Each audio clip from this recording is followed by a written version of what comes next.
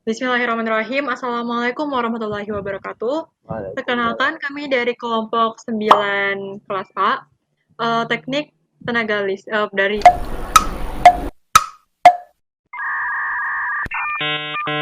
Are you praktik. sure about that? Ulangi ya, maaf, mohon maaf. Nanti di-cut aja kalau bisa di-crop. Oke, bismillahirrahmanirrahim. Bismillahirrahmanirrahim. Assalamualaikum warahmatullahi wabarakatuh. Perkenalkan kami dari Salam. kelompok 9 kelas A, pada praktikum teknik tenaga listrik, kami akan menjelaskan tentang modul ketiga kami, yaitu analisis, analisis aliran daya menggunakan perangkat lunak etap.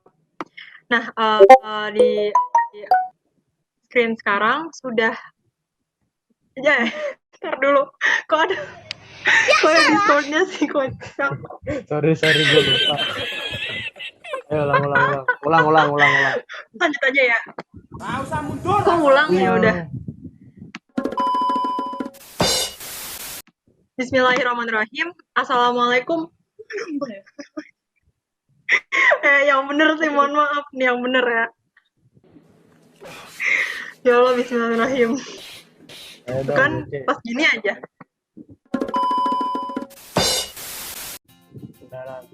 Bismillahirrahmanirrahim. Assalamualaikum warahmatullahi wabarakatuh. Waalaikumsalam. Perkenalkan kami dari kelompok 9 kelas A, praktikum teknik tenaga listrik akan menjelaskan tentang modul ketiga, yaitu analisis aliran daya menggunakan perangkat lunak etap. Dengan anggota Andika Sukma Pradana, I07190113, Faik Izul Islami, I071923, dan Jihan Salsabila, I071936. Pada kesempatan kali ini, pertama-tama kami akan membuat rangkaian sebelum masuk ke dalam simulasi.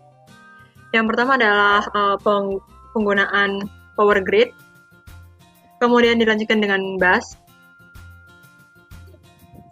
circuit breaker, kemudian dilanjutkan dengan dilanjutkan lagi dengan circuit breaker, dilanjutkan lagi dengan kabel, dilanjutkan lagi dengan winding transformator, kemudian dilanjutkan lagi dengan dilanjutkan lagi dengan circuit breaker, dan dilanjutkan lagi dengan lampu.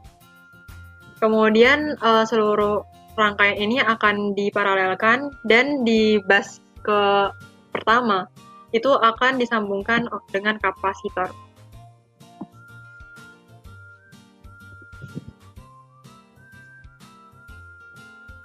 Yang bus pertama itu nanti akan disambungkan dengan kapasitor. Kemudian setelah rangkaian yang sudah jadi, kami akan memasukkan nilai-nilai. Nah, dari awal nilai power grid itu sebesar 1250 MVA. 1250 MVA. Kemudian di bus 2 itu kita berikan nilai 13,8 kV. Kemudian di bus 4 kita akan menaruh di winding itu kita akan menaruh 5 MVA di rated, dan memasukkan nilai impedansi tipikal Z, N, R, or X.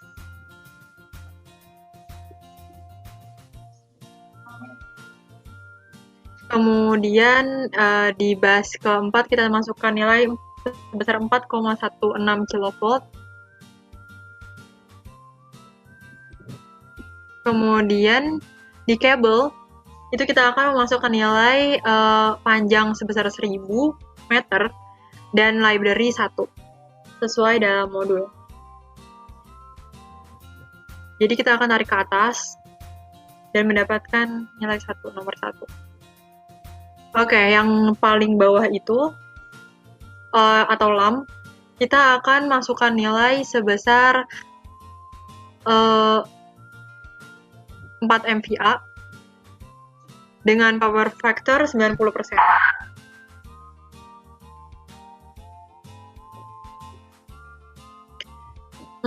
Kemudian di kapasitornya kita akan mengganti kapasitor menjadi 150 kVAR sebanyak 6 off banks. Jadi maksudnya adalah 6 bank kapasitor gitu. Jadi itu nanti diparalelkan gitu. Jadi untuk simulasinya,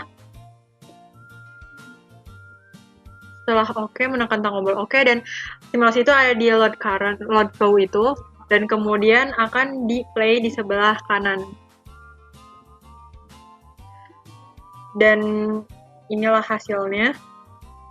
Yang selanjutnya analisis akan dijelaskan oleh Andika Sukma Pradana. Pada Andika dipersilakan. Baik, sudah saya jalankan simulasinya dengan indikasi sudah muncul angka-angka di sebelah bus dan semua komponennya ini. Nah, lalu untuk mengecek apakah sistem kita terdapat error atau tidak, terdapat di alert view yang berlambang lonceng ini. Nah, seperti yang dapat kita lihat, sistem kami ini masih mengalami error di bagian kabel bus 13 dan bus 14. Bus 13 ini di sini ya, yang bus yang kedua.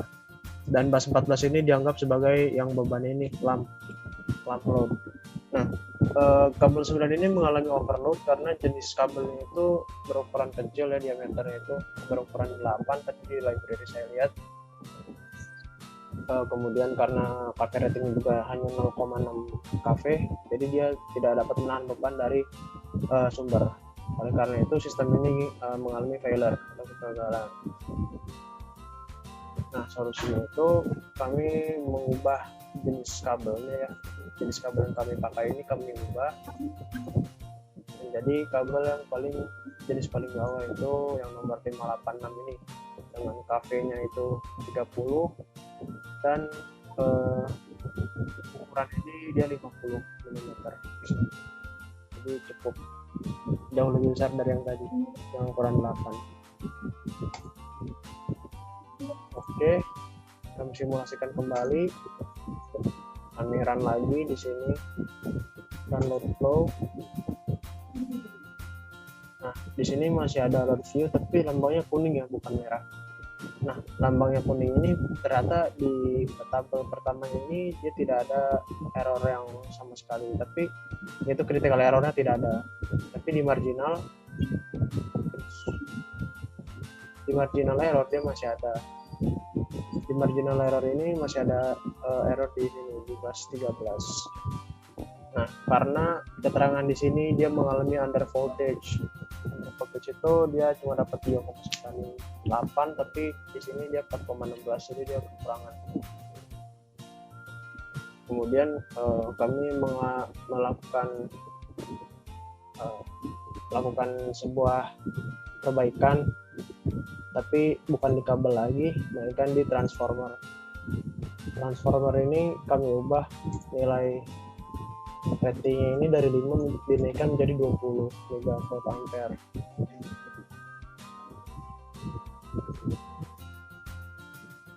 Maksudnya lagi critical error dan marginal errornya sudah tidak ada lagi, berarti ini merupakan sebuah perbaikan yang tepat. Lalu selanjutnya, karena kami sudah melakukan analisis secara mendalam pada bagian laporan, kami akan menunjukkan hasil di laporan kami saja. Nah, untuk parameter-parameter sistem yang kami lakukan ini akan dibacakan oleh Pak Zul. Untuk Pak Zul, persilahkan. Baiklah. Kali ini pada analisis yang pertama, yakni mengenai spesifikasi sistem single line diagram. Jadi berdasarkan parameter yang telah kami lakukan uji coba, yakni menghasilkan beberapa poin, yakni total daya sistem, yakni dengan KVA 3731, KW sebesar 3622, dan kavarnya 896, dengan persen PV-nya 97,07. Kemudian total beban KVA-nya 3731, KW sama seperti total daya 3622, KVR 896 dan persen PV-nya 97,07. Kemudian beban motor KVA-nya 3.200, KW-nya 2.880, KVR-nya 1.395 dan persen PV-nya 90. Kemudian pada analisis ini dari total daya, beban dan beban motor ternyata mengalami lagging itu disebabkan nilai voltase sama perbedaan fasanya itu memiliki nilai yang berbeda. Kemudian pada yang terakhir beban statis memiliki nilai KVA 895, terus KW 695, KVR-nya min 563 dan persen PV-nya 77,7 dengan sistemnya itu leading. Baiklah.